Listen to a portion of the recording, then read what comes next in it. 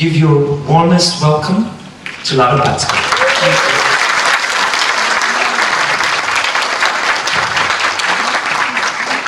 Thank you, Rubinho, and thank you all for coming, especially the morning after the party. I'm glad to see so many of you, actually. I was expecting just one row. And this morning we're going to talk about pronunciation, one of my favorite areas of teaching and of learning about language. So I thought just to start, and since you've already been introduced to me, I was hoping I could be introduced to you, and you could tell me first of all a little bit about how you feel about teaching pronunciation. So we're going to start with a quick poll. I'll give you 3 options. Option 1 is that you love teaching pronunciation. Option 2 is you like it, but maybe you don't feel too confident. And option 3, you rarely include it in your teaching. So option 1, I love teaching pronunciation. Oh, good, that's more than I expected. Option 2, it's okay, I'm not very confident.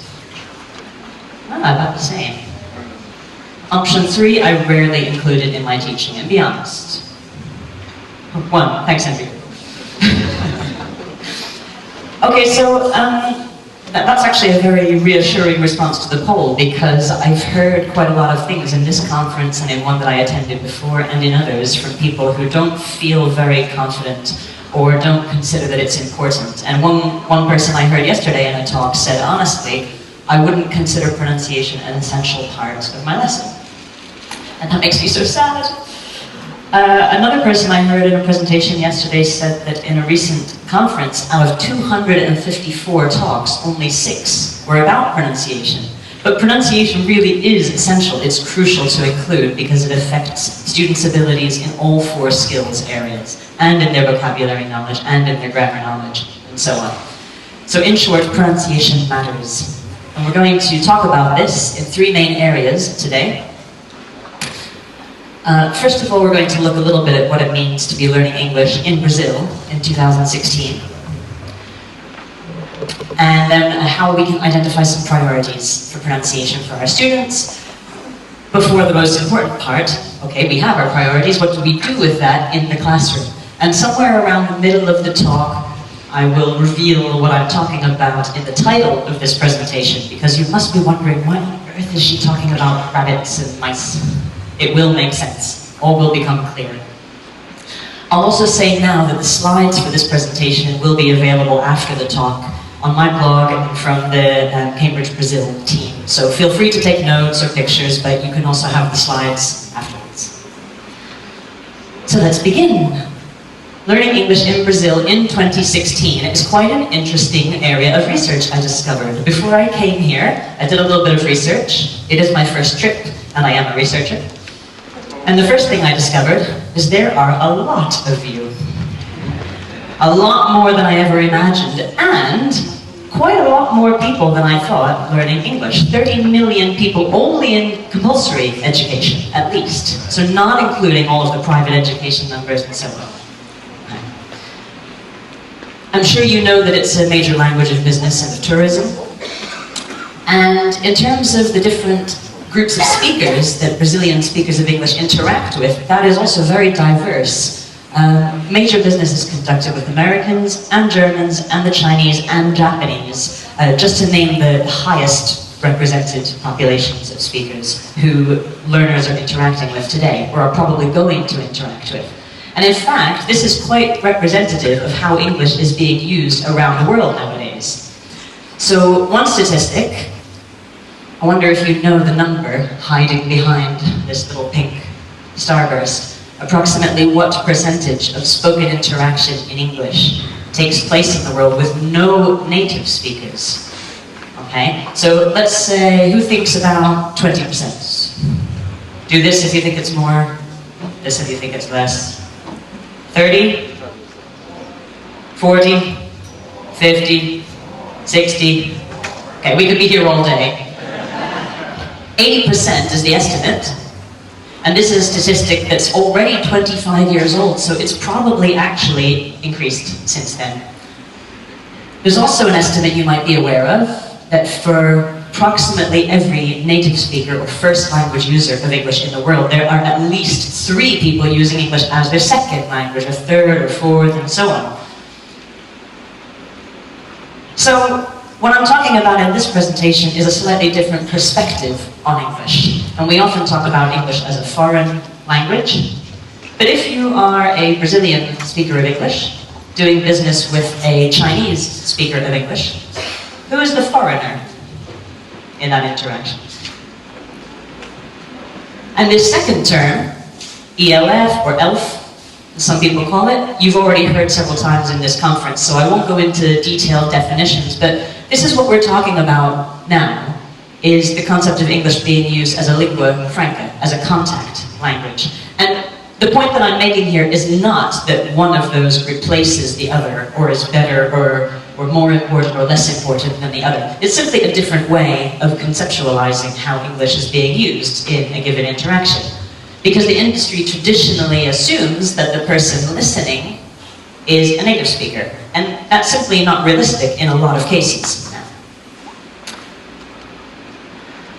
So, we can summarize and say that in most interactions in English nowadays, English is not the first language of all or of any of the speakers. And they may not share the same first language. And in this case, English becomes the communicative medium of choice, and often the only option. And I really like this definition because this is a very inclusive way of seeing English, not exclusive. This includes first language speakers of English, and second, and third. The point is simply that English becomes that medium of choice for the communication. So it's not about removing native speakers from the equation. It's not about replacing the concept of English as a foreign language. Simply a different way of looking at things.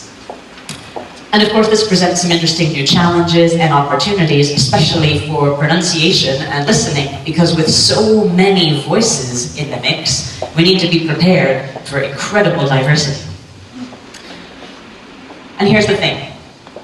Variation is the norm in language. It's not unusual to find variation. I'm learning this in Brazil, particularly. I've been learning a few phrases in Portuguese. Everybody says them differently. And so is the case in English. And I'd like to give an example of variation, not only between speakers, but even within individual speakers. An example of personal experience. So I'm going to introduce you to somebody. You may recognize her.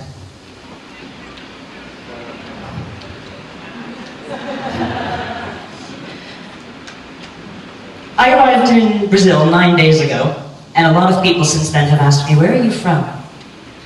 And this presents something of an identity crisis. An identity crisis that I didn't have when I was 4 years old. But the seeds were being sown. Because I was born and grew up until the age of 11 in the United States, to an American father and a British mother. And my pronunciation has changed quite a lot in my life.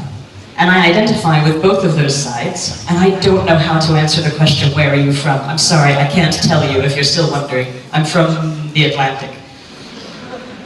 In terms of accent variation, though, even within one person, then you can have quite a lot of variation. So I would say things as a child, like, can I have a cup?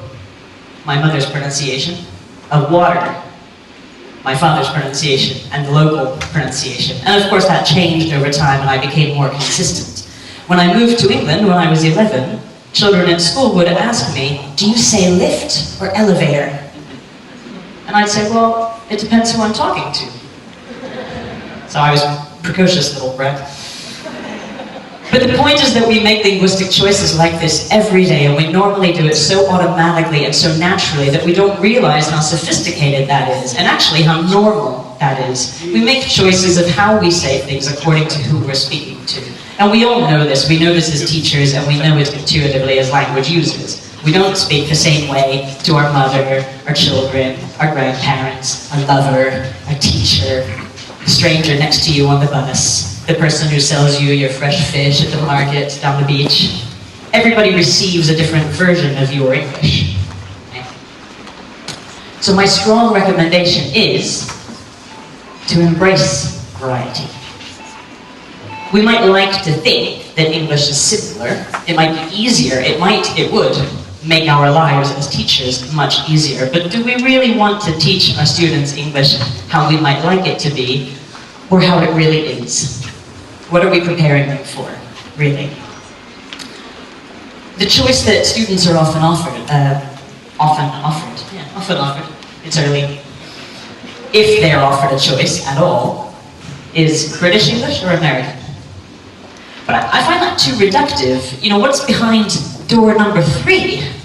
If you offered me orange juice or apple juice, I would probably choose apple juice, but that's because I never discovered graviola. And now I know there's something else, there's an alternative, I might choose that alternative, and it would be an informed choice based on discussion and so on. So the point is that all languages and all speakers exhibit variation in pronunciation and in other ways. English is no exception. But with so many options before us, how do we know then where to begin? How do we prioritize? Well, I have the answer, or else you wouldn't be here. I'm only 10 minutes in. So we have some new challenges, some new aims for ELT, and with many different accents, my feeling is that in a lot of cases, for a lot of learners, it's more useful to focus not on acceptability to some anonymous native listener somewhere, but on intelligibility. And to define what I mean by that, because there are a lot of definitions, I'm talking about the extent to which a speaker's message is actually understood by a listener. And that involves many things, not only pronunciation. We can say that it involves both identified words and also understanding the speaker's intended meaning. So of course it's quite complex to talk about what is intelligible. Today we're only going to focus on the sound aspect of that. And we also need to think, remember, intelligible to whom? If the person that is being spoken to also uses English as their second or third or fourth language, then maybe the norms and the expectations of a first language listener aren't relevant, maybe. And there's been research into this, so you can guess where the maybe is going. So it's a two-way street. Pronunciation is about speaking, but also about listening. And so we're not only talking about preparing our students to speak clearly and be understood, but also to listen flexibly, because they're going to hear a very wide range of accents of English today. That also means that we need to choose our materials and choose from our materials appropriately if we're preparing students for this use of English. And we need to rethink what an error is or what a mistake is. We might need to be a little more flexible or a little more open in our definition. And at this point I'm going to say, as I learned more and more about this area of English usage and about pronunciation, I stopped using words like good or bad, right or wrong. They're just too simplistic. What counts as good pronunciation or bad pronunciation if you're talking about being understood? And of course, when somebody speaks and they express their ideas, there are many other ways in which they can be judged by a listener. But again, for today, we're just looking at being understood, about being intelligible, about the listener understanding what the speaker is expressing on a level of sound. And I'll come back next year and do the other presentation. So, we need to remember that even if the use of English as a lingua franca is the most statistically likely use of English, that doesn't mean that it's for everybody.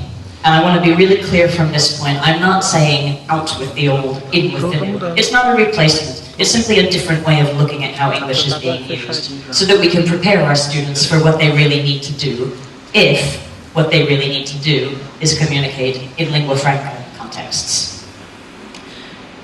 Now from this point, it gets a little technical. But you seem like a great audience. I've been here a couple days. I think you'll be fine. The question is, okay, this is all well and good, but if I'm not teaching British accent or an American accent, what am I teaching? So what is intelligible in ELF? And there's been some research in this area. Some of the early research started in very small groups, and there's been ongoing studies which tend to corroborate those findings. So what we're talking about is, instead of comparing our students' pronunciation to a received pronunciation model, for example, or General American, we can talk about the lingua franca core. This is the core group of sounds which are essential for understanding in lingua franca contexts. And outside that core, in the periphery, there's space for the speaker to have an accent which shows something else about them, maybe where they're from, or some other aspect of identity, if they wish to express that, or if they struggle to express anything else. And within the core, there are four main areas. And I'm going to go through them now fairly quickly so that we can spend more time looking at how this plays out for Brazilian Portuguese speakers specifically. So just generally, in the core, are most consonant sounds and one vowel sound. Only one. And that is the vowel. Commonly see it in spelling followed by R. So if students are pronouncing the R in their words, they're probably also seeing this vowel before it, and they're okay with that. It's more complicated than that, but just that vowel. All other vowels, in terms of quality, so A versus E, or E versus E, were not generally found to be very important for intelligibility, provided that you're consistent. So remember, as a child, I was mixing up cook and cup based on the different input I was getting. I don't do that anymore, I'm consistent. If I weren't consistent, a listener would be confused. So the key thing is to be consistent with whatever quality you use. Also, in terms of consonants, is the preservation of clusters of consonants, by which I mean at the beginning of a word like cluster, k and l, two consonants together, no vowel in between. Generally speaking, for intelligibility in an ELF context, that's really important. And of course, students have different strategies for dealing with this if they find it difficult. Some students in Brazilian Portuguese communities, for example, might insert very small vowels between the consonants to ease articulation, or they might remove consonants entirely. Research suggests that the first strategy is better. If you have to do one, don't remove consonants. And a colleague of mine gives a great example of this. He teaches in Spain, and some Spanish speakers of English have difficulty with the sp, or the n, s, p in that phrase, in Spain. If they add a little vowel, like in Spain, not a big problem for intelligibility. If they remove a consonant, suddenly they're in pain. Or insane. Not good options. And jokes aside, not good for intelligibility. So if you have to have a strategy, using a little vowel in between is not the end of the world, so the research suggests. Vowel length, as opposed to vowel quality, is considered important, and especially depending on the sound after it. So for example, the difference between bag and back. The quality of the vowel there is the same, but since you're using your voice for the vowel, a, if you also use your voice for the next sound, the speaker perceives a longer duration of voicing, and that apparently is quite important to be understood in an ELF context. So back, bag, set, said, etc. And finally, word grouping and placement of nuclear stress, the nucleus of that group of words, where the main tone is placed. And this is typically used for contrast. The best example is if somebody says to me, are you in Spain now? I say, no, I'm in Brazil now. If I just said, oh, I'm in Brazil now, I might not put so much emphasis on the word Brazil. But if I'm correcting them, or if I'm contrasting with another meaning, I place that nucleus of tone in the sentence appropriately so my listener understands where their attention should be. So far, so good. You're still here. Nobody's running out of the room. Some people are even arriving. Hello, good morning. So, what does this mean for Brazilian Portuguese speakers particularly? Well, some things that may need attention, and I doubt that any of these will surprise you. First of all, consonants, some of them, most of them, although most of them are very similar in Portuguese.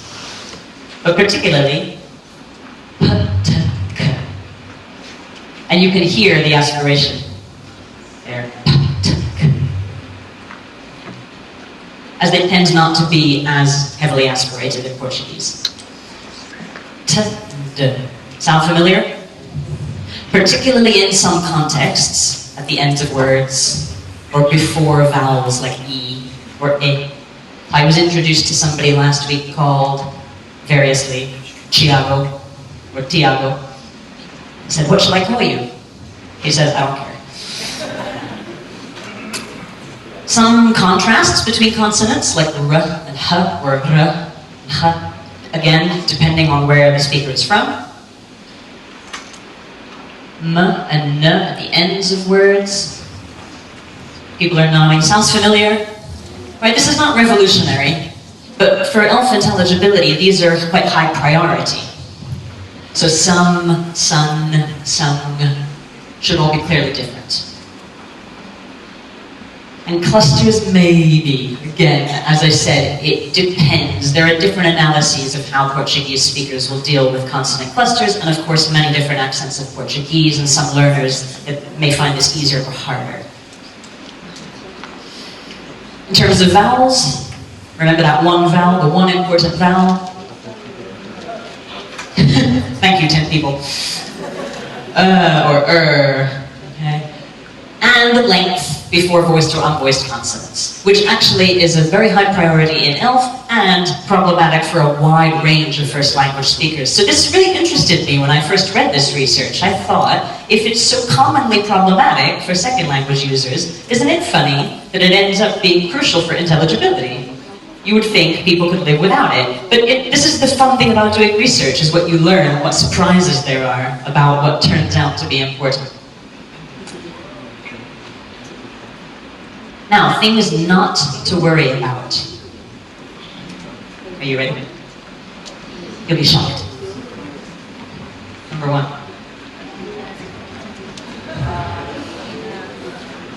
These two sounds, th and the, are so commonly substituted, not only in second language varieties of English, in first language varieties too.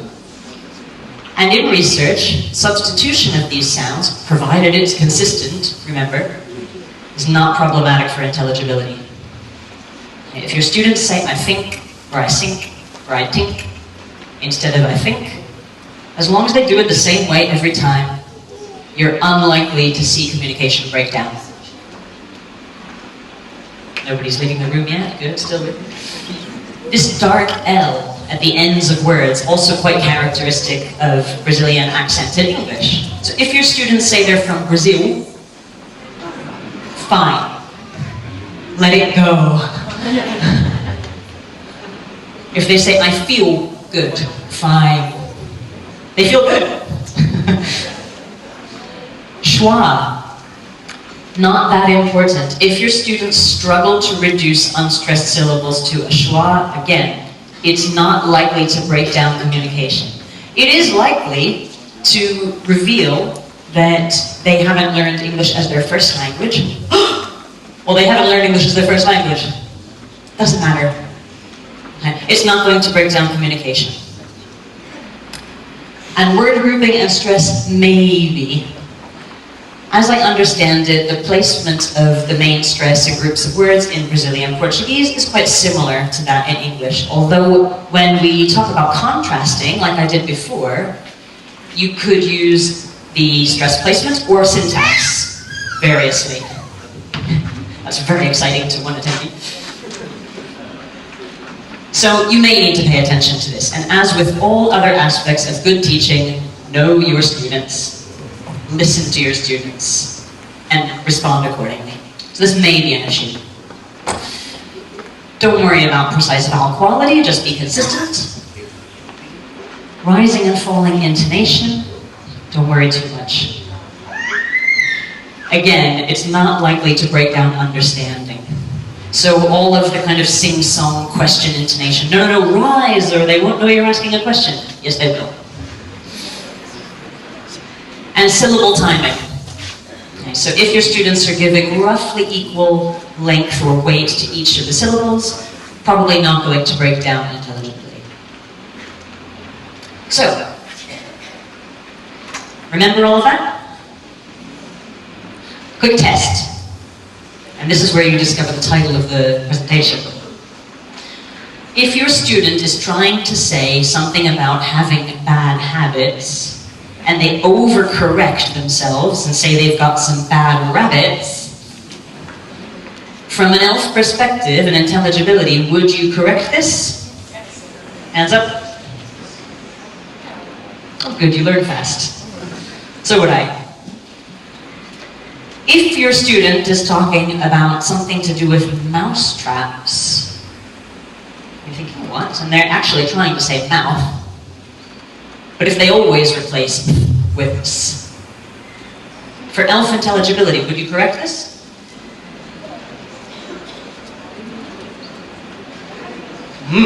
So if their goal is simply to be understood in a community of speakers for whom English is the only option, and probably the second or third or fourth language of all the other speakers, and they have difficulty articulating, and so they replace it with this, it's unlikely to break down communication.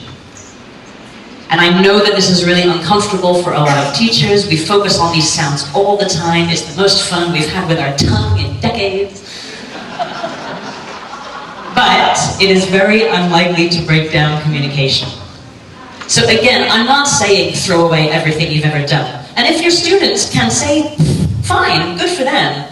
But if you're sending them home every night for 1 hour's homework to sit in front of a mirror and do this when they could be out on the beach drinking caipirinhas, maybe your priorities are not aligned with their needs. Maybe, again, if their goal is to use English as a language of communication, as a lingua franca.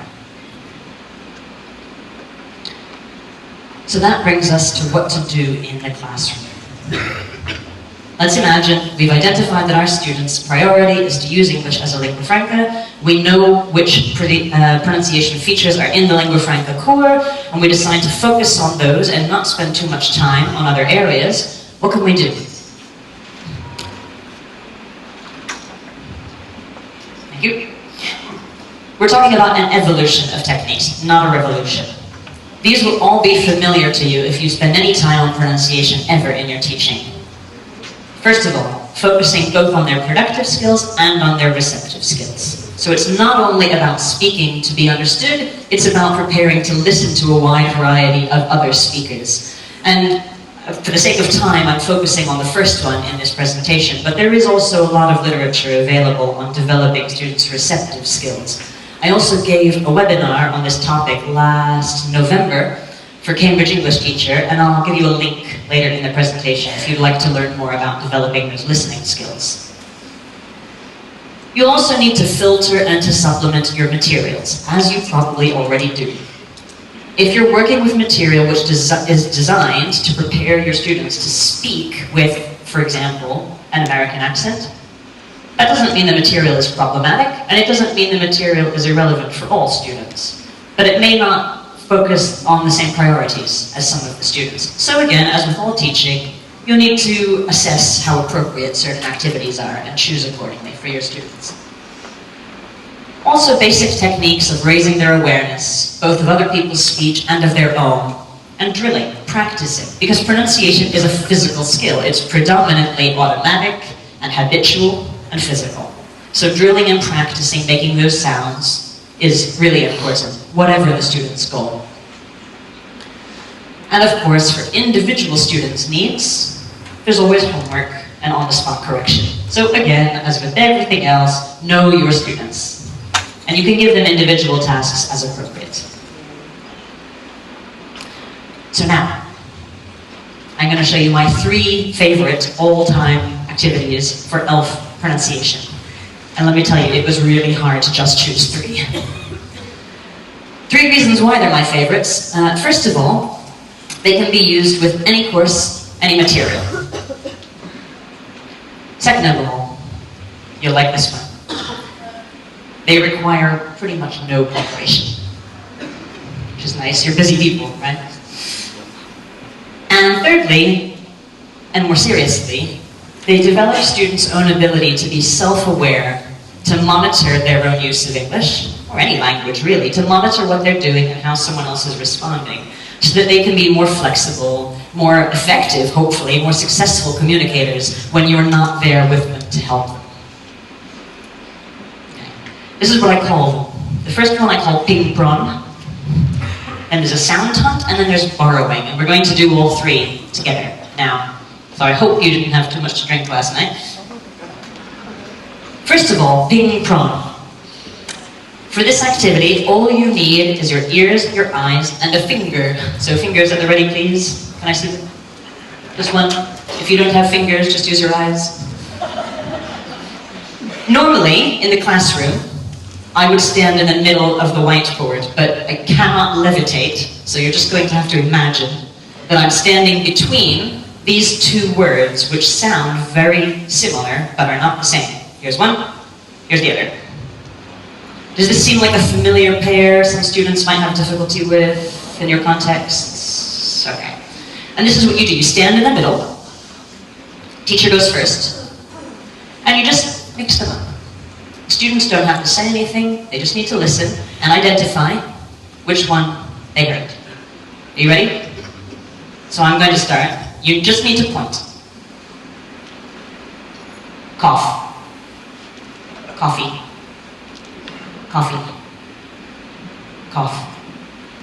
Coffee. Cough. Cough. You get the idea? And then it's the student's turn. So, if you'd like to just imagine your students doing this by yourself, that's fine. You don't need to participate. If you'd like to try it, then with someone sitting near you, can you just take turns to do the same thing? One of you alternate words, one of you indicate which one you heard. I'll give you 30 seconds.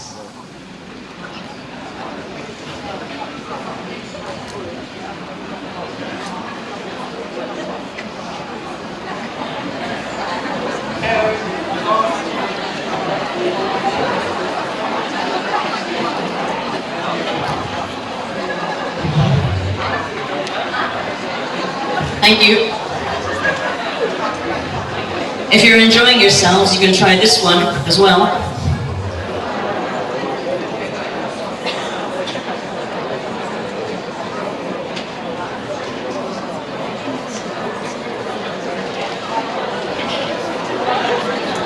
Okay, thank you. I have to stop you there, I'm sorry. I know it's fun. But can you see how simple this is?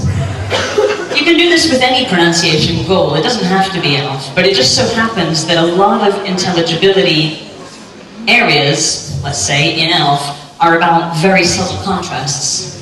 So I find it's a really nice activity to practice those subtle contrasts. It's really easy. If something comes up in a lesson that you weren't expecting, you can just write this on the board and quickly work with it. It's easy for the students to test each other, and it's kind of funny.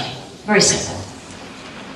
And then there's a sound hunt. So the text we're going to use for this is adapted from my own abstract for this conference. I'll give you a moment just to read it. The idea would be in a classroom that your students would already have read a particular text, engaged with the meaning, engaged with the content. I would never normally just give them a text and expect them to look at pronunciation in that text.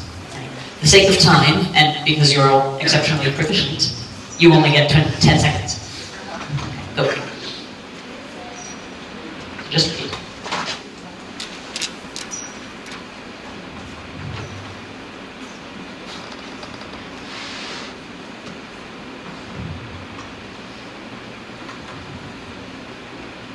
Okay? Now, having done all the various comprehension work that you would normally do, what I would try to develop in the students in a case like this is a sense of phonic awareness, so matching the graphemes with the phonemes, matching what they read with what they hear or might hear. And I would pick things that would be appropriate to my students. So in this case, again, focusing on a Brazilian Portuguese context, first we're going to look for this sound in the text. And depending on how much support your students need, you can tell them ahead of time how many examples there are, or if you've had time to prepare it. So I'll tell you now there are 3, and I'll give you 30 seconds to find them.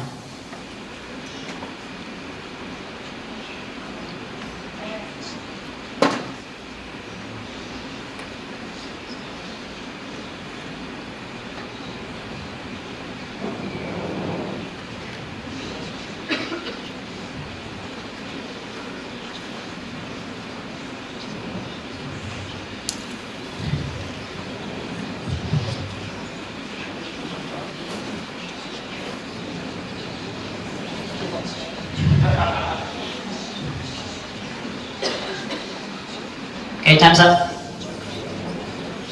Sorry. Want to see where they are? Do you disagree with the person near you? I've never had a fight break out in a presentation before. Please don't start. Here are the 3 that I found.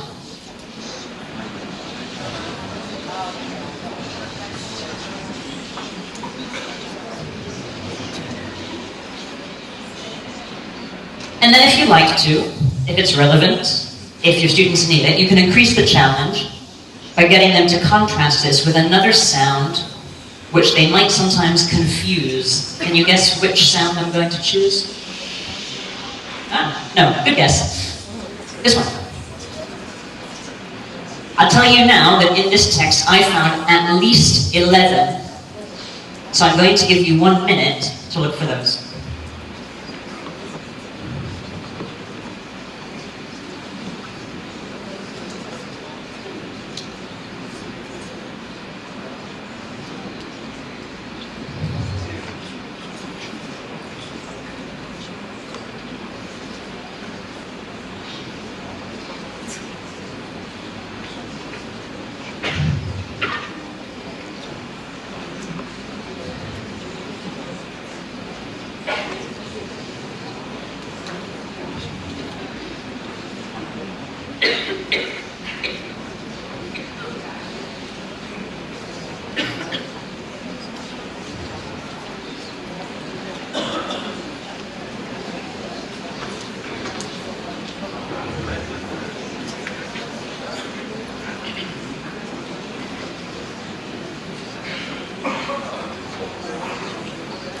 Okay, your minute's up and none of you has 11 fingers, I think.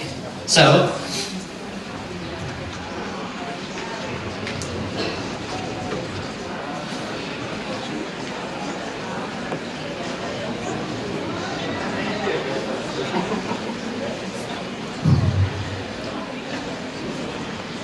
who thinks I missed some? Come on, I didn't miss any. They're special. These ones, can you see the color, okay? The ones in green. Remember I said that I found at least 11. But here's a nice way of pointing out to your students variation in pronunciation. Because if you look at a word like this one in the middle, not, with careful speech, I might say not. In rapid speech, I might say not. Same goes for native. In careful speech, or in some accents, I might say native. In other accents, in my natural speech, I would say native. In other accents, they might say native. So it could be one of these two sounds.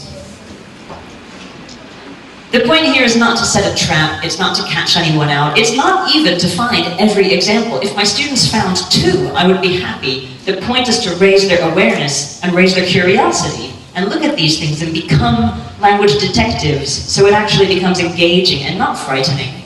But they start to recognize just how diverse pronunciation is. Do you forgive me for tricking me? Well, good, because I need you to participate in the next one. So this one I call borrowing. There are lots of examples of sounds where a particular sound doesn't seem to exist in the student's first language, but in fact it does in some contexts, and they might not be aware of it. So what you can do is find it, and they can borrow it into their language. And I'm going to show you in a moment a video that I made of this technique used with a student of mine who came from Sao Paulo State. And in one of our lessons, he had a lot of trouble with the R at the beginning of words. And in one of our lessons, I noticed that he was trying to find a word, and he was saying something under his breath. Something like value, like valor. Something like that. I don't speak Portuguese, I'm sorry, not fluently. And I thought, hang on, I just heard him make that sound. I thought he couldn't make that sound. Now in the end, I came to the classroom one day to work on this, and my student was gone. He'd gone back to Brazil, he was too cold in London. He didn't tell me, he just left. So unfortunately, his voice is not in the video, so I'm going to have to ask for your help if you speak Portuguese, or if you just want to have a go. And these are the 4 steps that I follow, which you'll see in the video. So first, I found an example of that sound in the student's first language. And in this case, it was this word valor that he was saying. Then I got the student to pronounce the word in his first language. I said, Portuguese is okay, use this word, how do you say it? He said it. Then you isolate just that sound that you're looking for so that you can then borrow it into the second language. And if everything works now, I'm going to show you a video, but you're only going to see my hand and hear my voice. You won't hear my student because he got home. So if you would like to participate and say it aloud, you can. And if you just want to follow, that's fine. Let's try it. Ready?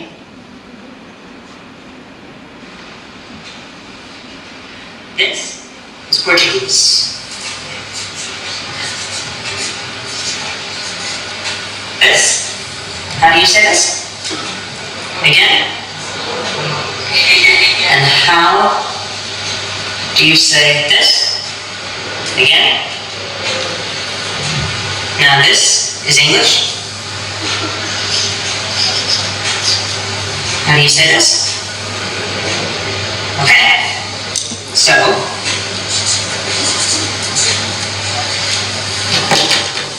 how do you say this in Portuguese? Again? Now only this. Again? And now, il. Again? Okay.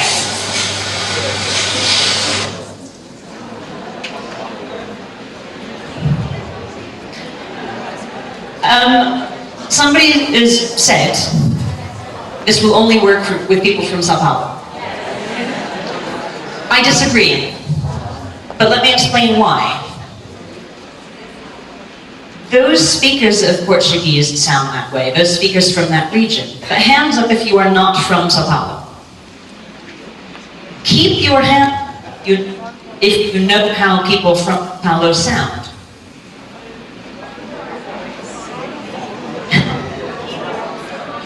Keep your hand up if you know how people from Sao Paulo sound. So even if you yourself would not pronounce the word this way, if I said, imagine a friend from this region of Brazil, how would they say this word? Can you hear their voice in your head? Can you imagine their accent? Have you maybe ever teased them? Said, oh, you say it this way. Your students have the awareness, they just might not have it in the second language. So the purpose of this activity is to borrow that, to take advantage of the rich linguistic knowledge they already have in their first language and use that to their benefit in the second.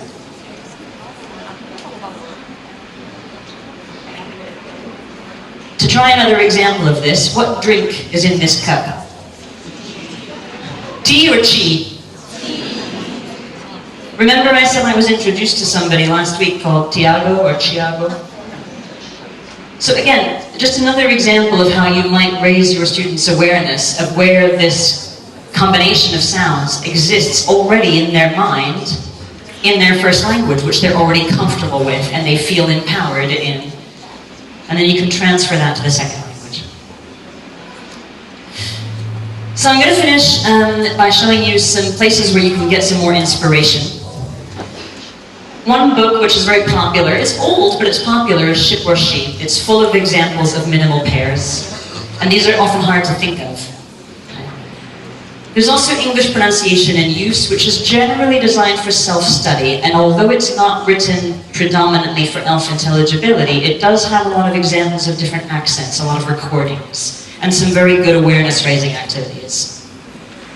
There's also pronunciation games. When I was teaching, this was my all-time favorite resource, because there are a lot of games that you can adapt. You can insert your own example words. And there's also ELF-Pron, which is a website I set up a couple of years ago with a colleague of mine who, like me, was studying this phenomenon And we were making a lot of materials and learning a lot and reading a lot of research, and we really wanted to share it with more people. So we started putting resources here, because it takes a lot of work to make your own materials and make your own resources, to find videos like this and so on.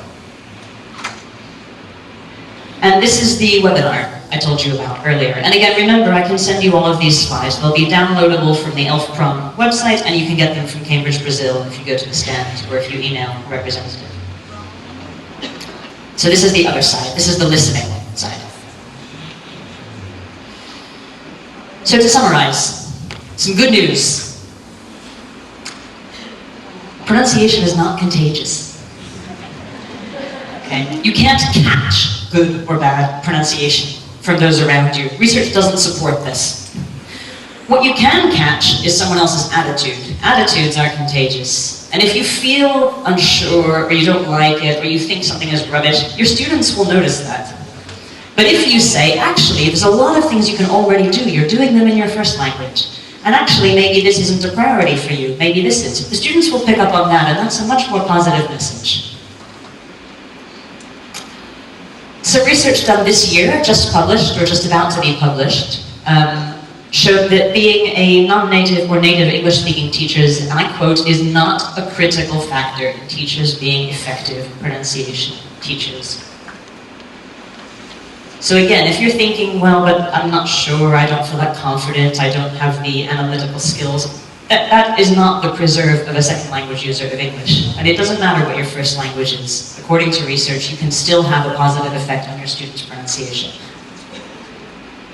Also, if you share your students' first language, you have a bilingual advantage. It's much faster for you, with your awareness of Portuguese, to understand your students' needs and to find examples in their first language that will help them in the second. I spent years reading books about this. Okay? You have a massive advantage there. And you're also a good second language role model. You're a good example for your students of someone who uses English very fluently, very proficiently, very effectively, despite not accidentally being born in a country where you picked it up as the first language. And of course, you're not the only one. There are also other positive second language role models all around you. All you need to do is look at films and television and sport, for example. I asked a Brazilian friend of mine before this talk if he could suggest anybody, and immediately he said, Rodrigo Santoro, Wagner Moura, Gisele Bündchen, Sonia Braga. There are lots of actors, actresses, and so on, people who are from this country using English very successfully internationally. Another piece of good news, if you have a narrower focus, you have more time, and who doesn't need more time?